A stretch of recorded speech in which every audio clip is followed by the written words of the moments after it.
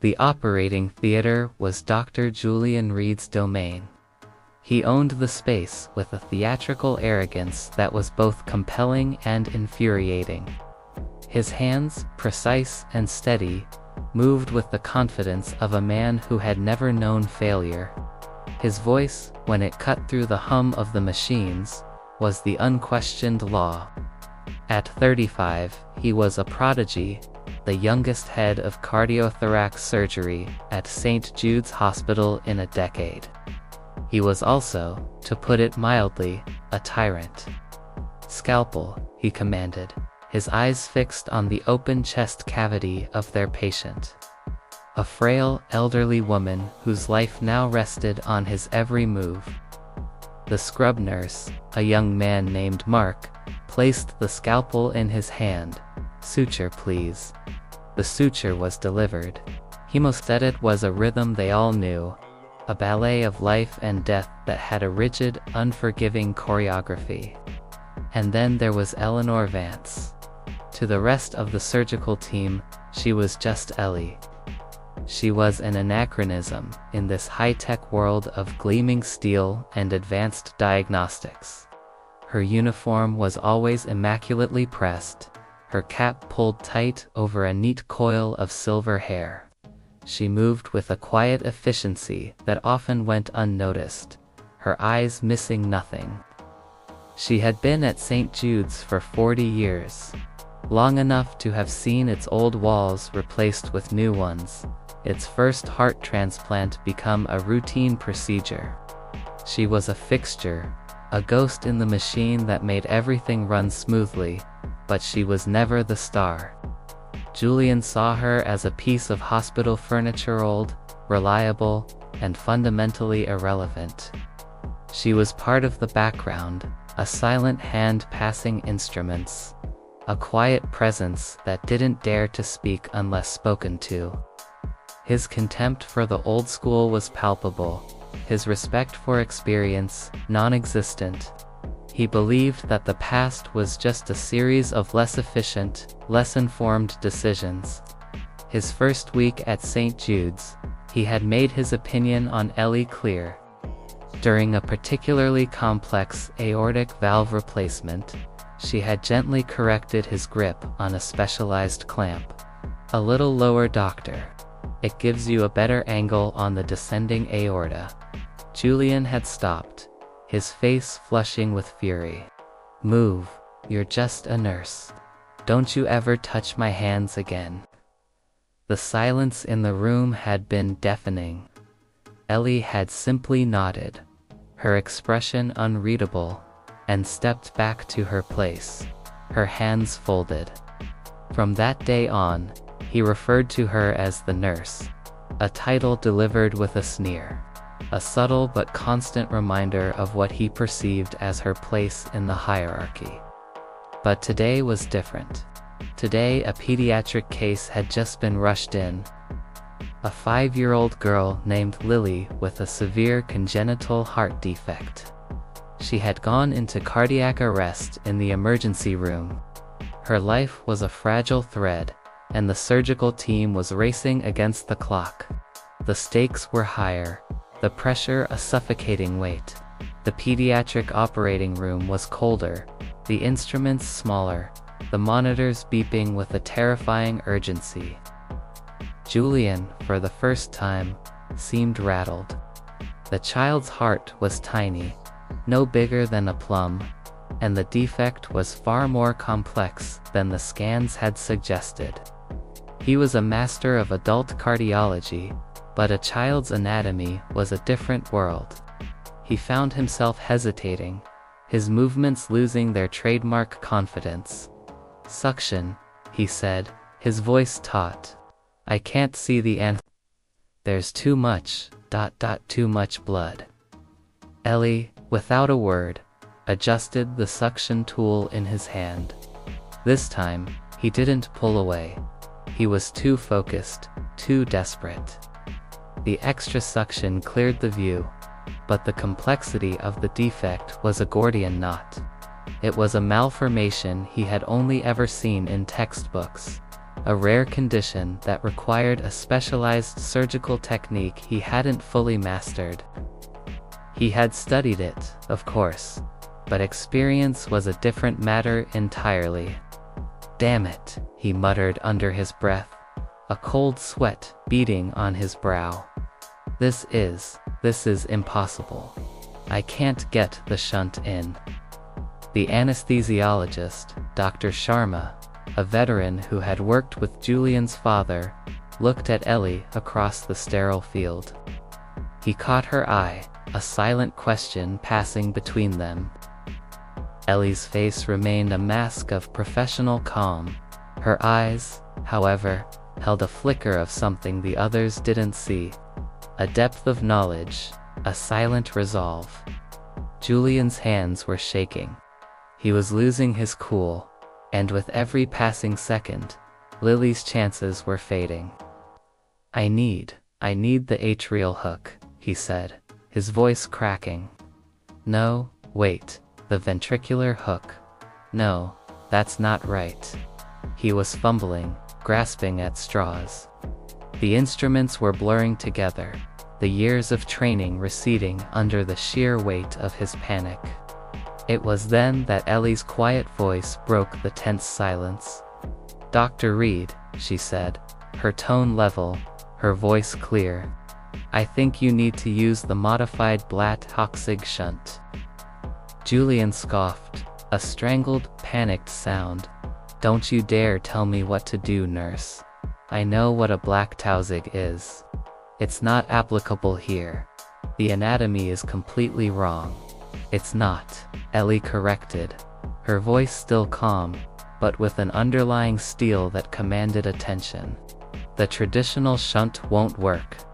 The anomaly is in the pulmonary artery. You need to use a modified approach, a new insertion point. Subclavian to the pulmonary artery, not the classic." Julian stared at her, a mixture of rage and disbelief on his face. "Where would you even know that from?" "I'm telling you, it's the only way," she insisted, ignoring his question. "You'll need a smaller incision, and you'll have to use the microsurgical instruments, the ones in the blue tray." Julian's gaze darted to the blue tray. Inside were a set of delicate, almost jewel-like instruments. Tools for a level of precision that made his usual instruments look like gardening tools. He hadn't even considered using them. He had been trained to use the standard tools, and his pride was too great to admit he needed something different, something smaller. "Give them to me," he said, his tone still harsh, but with a new edge of desperation. He snatched the instruments from her hands, his movements jerky and uncertain. He tried to follow her instructions, but he was struggling. His hands, once so steady, were trembling with the effort. He was a brilliant surgeon, but he was a surgeon of muscle memory and established protocols. He wasn't improvising, he was failing. Ellie moved closer, her voice now a low, urgent whisper that was for his ears alone. "Listen to me, Julian. This isn't about you anymore. This is about Lily. You have to focus. You have to breathe." She spoke his name, a simple, humanizing act that cut through the sterile professionalism. It was a moment of connection, a silent plea for him to let go of his pride. He looked at her, truly looked at her for the first time.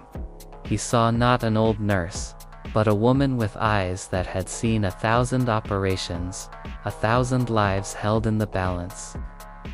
Her gaze was steady, calm, and utterly devoid of judgment.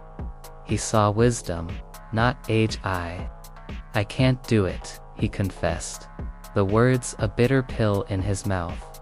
"I'm going to lose her." "No," Ellie said, her voice firm. "You're not. I'm going to talk you through it. I've done this before. I've taught this before." The words hung in the air, a shocking revelation that stunned the entire team. Dr. Sharma's eyes went wide with a dawning recognition. He knew that face. He knew that voice. It was the face of the woman who had, decades ago, been a legend in their field. "Suction, more suction," Ellie said, her voice now a commanding whisper.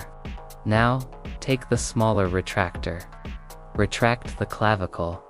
Good, the subclavian is exposed. Now, the graft. It needs to be a perfect fit. Too big, it'll obstruct. Too small, it'll tear. Get the pediatric shunt, the one that's been pre-stretched." Julian, his hands now guided by her words, moved with a newfound precision. She was his eyes, his hands, his brain.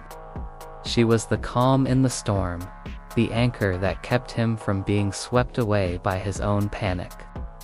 She was telling him exactly what to do, what to look for, what to feel for. She was not just giving him instructions. She was recalling a memory of a time when she had been a trailblazer, a pioneer in pediatric cardiothoracic surgery, a time before a personal tragedy had driven her to retire from the front lines and find a different kind of purpose in the quiet anonymity of nursing. For the next 2 hours, the operating room was a different world. Julian was no longer a tyrant, he was an apprentice. And Ellie was not just a nurse, she was a master teacher. She guided him through the delicate procedure, her voice a steady stream of expert advice. "Angle it slightly to the left.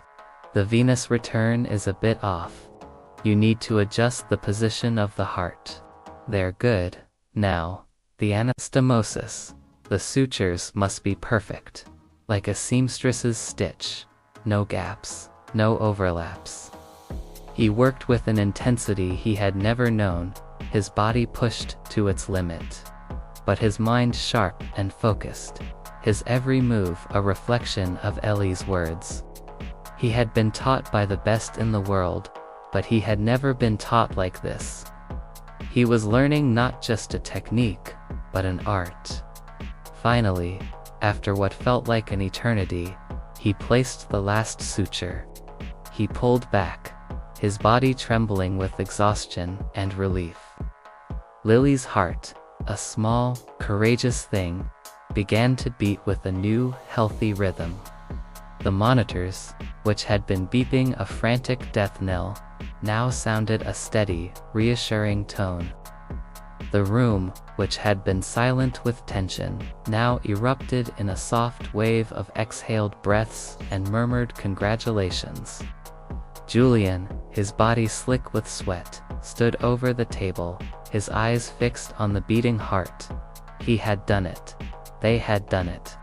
He looked at Ellie, his gaze full of a profound humility that had never been there before.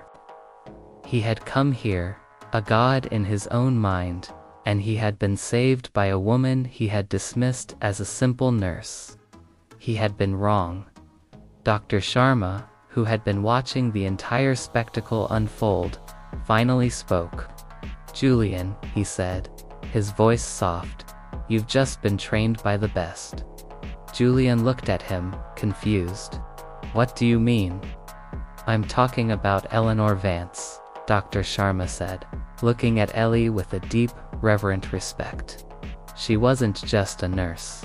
She was Dr. Eleanor Vance. She was a pioneer in pediatric heart surgery.